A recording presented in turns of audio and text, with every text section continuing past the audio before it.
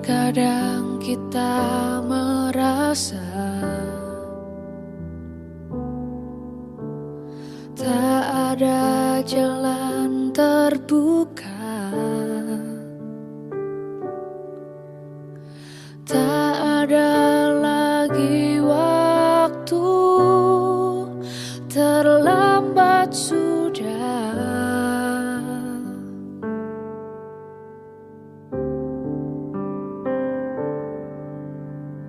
Tuhan tak pernah berdusta. Dia selalu pegang janjinya. Bagi orang percaya, mujizat nyata.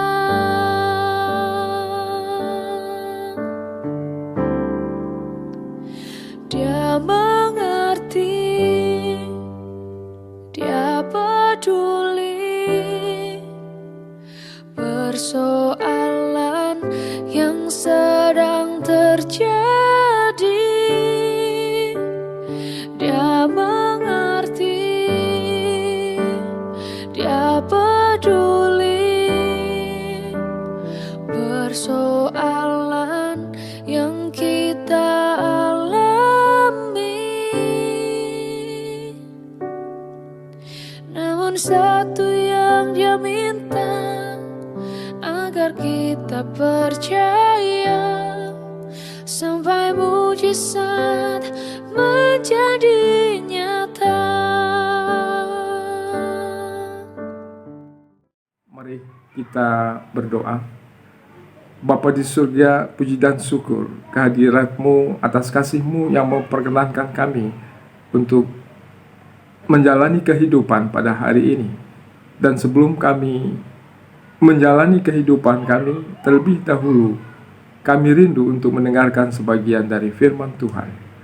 Kuduskan kami Tuhan, sehingga kami layak berkata-kata dan mendengarkan sebagian dari firman-Mu.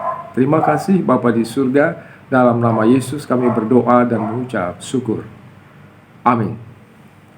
Saudara kekasih dalam Yesus Kristus, yang menjadi landasan renungan pagi ini terambil dari 1 Korintus 4 ayat 4. Saya bacakan demikian firman-Nya.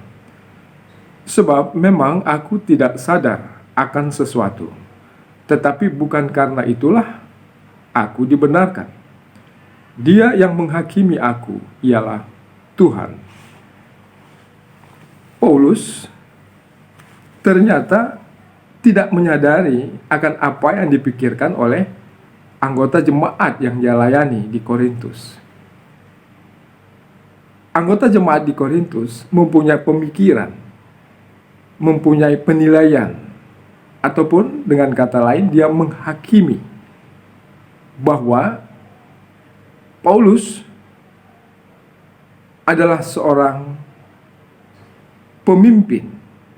Namun dalam kenyataannya Paulus justru bersikap tidak seperti pemimpin. Dan satu lagi, anggota jemaat menilai bahwa Paulus ini tidak menghargai apa yang mereka sudah siapkan. Misalnya, ada pemberian-pemberian yang mereka ingin berikan kepada pemimpinnya, tapi justru Paulus tidak mau menerimanya dengan alasan bahwa dia sudah mencukupkan semua kebutuhannya melalui kerja tangannya sebagai seorang ahli kemah. Nah, dua hal inilah yang menyebabkan anggota jemaat merasa kecewa pada Paulus. Dan hal ini tidak disadari oleh Paulus.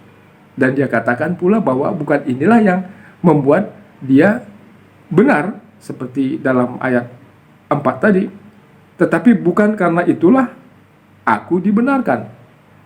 Dia yang menghakimi aku ialah Tuhan. Jadi penghakiman Tuhan itulah yang benar, tapi penghakiman umat terhadap dirinya itu belum tentu benar. Jadi ada dua hal tadi ya saudara-saudaraku. Yang pertama adalah di mana anggota jemaat dalam pemikirannya Paulus adalah seorang pemimpin dan layak untuk menerima upah dari anggota jemaat sebagai penghargaan atas upaya, jerih payah Paulus untuk mengajar mereka. Tapi justru kedua hal ini tidak dilakukan ataupun tidak diterima oleh Paulus. Dia mengatakan bahwa dia adalah hamba Kristus dan dia mencukupkan kebutuhannya melalui kerja tangannya sendiri. Dan ini tidak dia sadari bahwa anggota jemaat merasa kecewa pada dirinya. Nah, oleh sebab itu dia katakan bahwa hakim yang benar adalah dia yang mengutus Paulus. Dan dia juga dalam terjemahan Perjanjian Baru versi baru, dia katakan bahwa aku tidak pernah merasa bersalah. Dalam ayat 4. Mengapa? Karena memang dia adalah seorang hamba Kristus. Dan dia juga mempunyai usaha untuk memenuhi kebutuhannya. Tapi jemaat tidak bisa menerimanya. Akibatnya saudaraku bahwa anggota jemaat mengalihkan perhatiannya kepada Apolos dan Kefas. Dan mereka mengatakan bahwa aku pengikut Apolos, aku pengikut Kefas. Tapi Paulus mengatakan bahwa kami semua adalah hamba Kristus. Dan cirinya kami sebagai hamba Kristus adalah kami patut untuk dipercaya. Dalam arti kata, semua apa yang diperintahkan oleh Tuhan kami ataupun Kristus, nah itulah yang kami lakukan dalam kehidupan ini. Jadi bukan yang sesuai dengan apa yang kami inginkan, tapi yang sesuai dengan apa yang diinginkan oleh Kristus. Salah satunya adalah menghamba. Seperti hamba, bukan dilayani, tapi melayani. Bukan mencari upah, tapi justru memberikan sesuatu.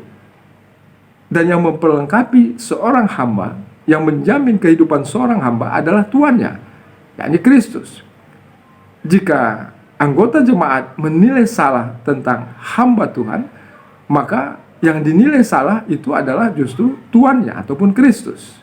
Nah, oleh sebab itu dikatakan oleh Paulus, jangan terburu-buru untuk menghakimi ataupun menilai ataupun mempunyai pemikiran tentang hamba Tuhan itu.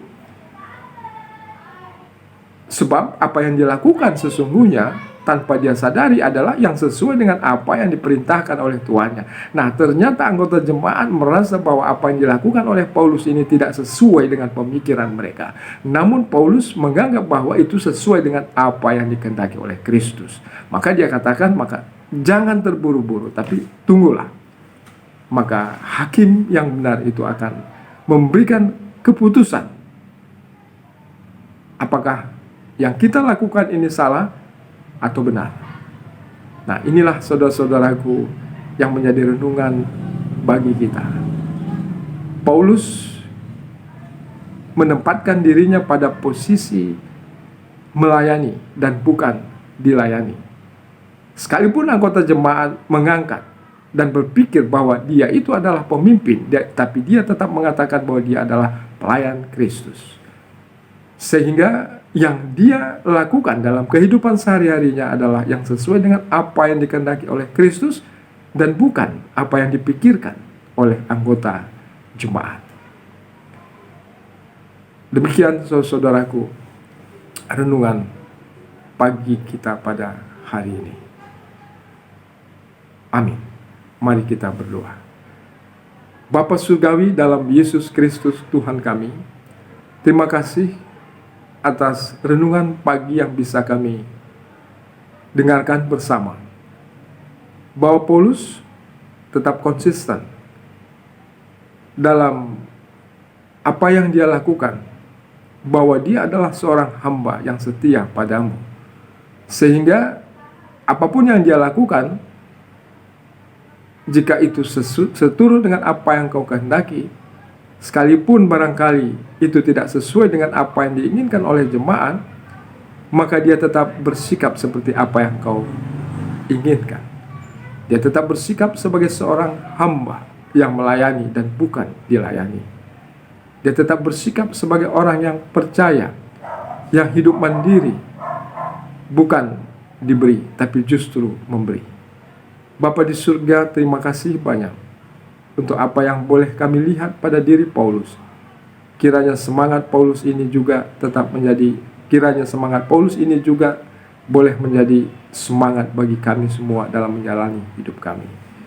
Pada saat ini kami mendoakan semua kategorial yang ada di Gereja Batak-Karo Protestan, khususnya di Klasis Jakarta, Kalimantan.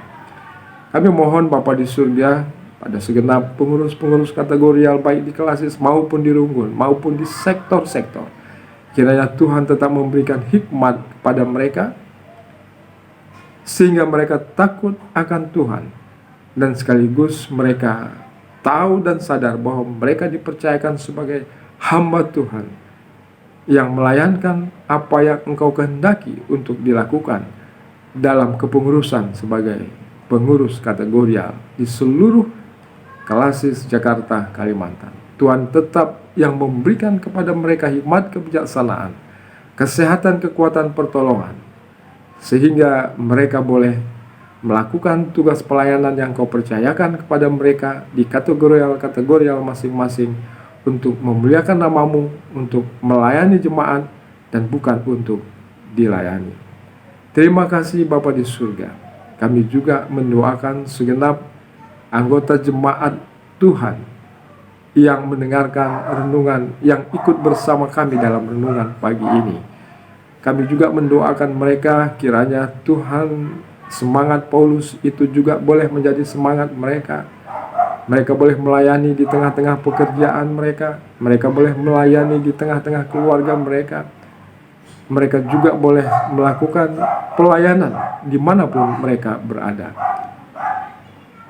Sehingga Bapa di surga, dari apa yang mereka lakukan, nama Tuhan boleh dipermuliakan, dan mereka juga memperoleh damai sejahtera oleh karena hikmat yang mereka praktekkan dalam kehidupan sehari-hari sebagai pelayan Kristus. Terima kasih Bapa di surga. Demikian pula kami mendoakan segenap anggota jemaat Tuhan, khususnya kami yang ikut bersama-sama dalam doa pagi ini. Ada banyak tentu pergumulan hidup kami ataupun apa yang kami cita-citakan. Kami juga memohon kiranya sejauh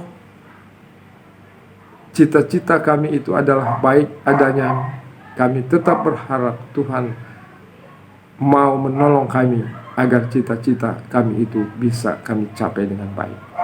Terima kasih Bapa di surga, Kau tetap mengayomi, melindungi, dan memberkati kami dan segenap anggota keluarga kami, sehingga setiap kami tetap ada dalam perlindungan-Mu dalam kami melewati hari ini. Terima kasih Bapa di surga. Kami berdoa sesuai dengan apa yang diajarkan Yesus Kristus dalam doa Bapa kami. Bapa kami yang di sorga, dikuduskanlah nama-Mu, datanglah kerajaan-Mu, jadilah kehendak-Mu di bumi seperti di sorga. Berikanlah kami makanan yang cukupnya pada hari ini. Ampuni kesalahan kami, seperti kami juga mengampuni orang yang bersalah kepada kami. Janganlah membawa kami ke dalam pencobaan, tapi lepaskan kami daripada yang jahat, karena Engkau yang punya kerajaan, kuasa, dan kemuliaan sampai selama-lamanya. Amin.